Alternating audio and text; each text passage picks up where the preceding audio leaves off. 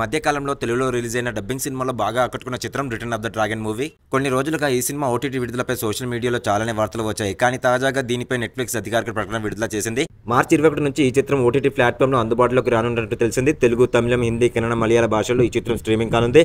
Love story movies ఇష్టపడే వాళ్ళు ఈ మూవీని చూడొచ్చు ఖచ్చితంగా. నెక్స్ట్ మూవీ వచ్చేసి అసలు ఈ కథలోనే వెరైటీ ఐడియాను మెచ్చుకోవాల్సిందే. అజేష్ అనేవాడు గోల్డ్ ఏజెంట్. అంటే పెళ్లిలకు కావాల్సిన నగలు సమకూరుస్తాడు. చదివింపుల ద్వారా వచ్చిన డబ్బుని జమ చేసుకుని వ్యాపారం చేయడం ఇతని డ్యూటీ. ఒకవేళ వచ్చిన సొమ్ము సరిపోకపోతే మిగిలిన బంగారం వెనక్కి ఇచ్చేయాలి. కానీ స్టెఫీ పెళ్లికి 25 సవర్ల ఆభరణాలు ఇస్తాడు. కానీ కానుకల్లో మాత్రం 12 సవర్ల డబ్బులే మాత్రమే వస్తాయి. బ్యాలెన్స్ మొత్తానికి సరిపోగా గోల్డ్ వెనక్కి ఇవ్వకుండా స్టెఫీ మొగుడితో కలిసి అత్తారింటికి వెళ్ళిపోతుంది.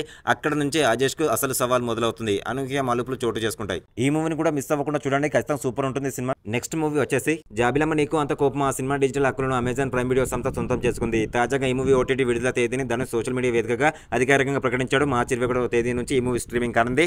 అయితే పోస్టర్లో తమిళమని మాత్రమే మెన్షన్ చేయడంతో తెలుగు వర్షన్ అందుబాటులోకి వస్తుందా లేదా అనే సందేహాలు వ్యక్తం అవుతున్నాయి. ఫ్రెండ్షిప్ లవ్ స్టోరీ మూవీస్ ఇష్టపడే వాళ్ళకి మూవీ ఖచ్చితంగా నచ్చుతుంది. నెక్స్ట్ మూవీ వచ్చేసి హీరో డైనమిక్ పోలీస్ ఆఫీసర్ గా విధులు నిర్వహిస్తుంటాడు. ఇతడు చేసిన ఒక తప్పు వల్ల డీఎస్పీ నుంచి డీ ప్రమోట్ అవుతాడు. ప్రస్తుతం ఇన్స్పెక్టర్ గా బాధ్యత నిర్వహిస్తుంటాడు. ఆ సమయంలో హీరో దగ్గరకు కేసు వస్తుంది. ఆ కేసులో అమ్మాయిల వీడియోలతో బెదిరించి కొంతమంది వ్యక్తులు బంగారు గొలుసును తీసుకుంటారు. ఆ వీడియోలతో వాళ్ళని బ్లాక్మెయిల్ కూడా చేస్తుంటారు. ఇంట్లో వాళ్ళు గొలుసు తాకట్టు పెట్టినప్పుడు ఈ విషయం బయటపడుతుంది. అయితే గతంలో కూడా హీరో కూతురు ఇలానే చనిపోయి ఉంటుంది. ఓ వ్యక్తి ప్రేమ పేరుతో వీడియోలు తీసి బ్లాక్మెయిల్ చేయడం వల్ల ఆత్మహత్య చేసుకుంటుంది.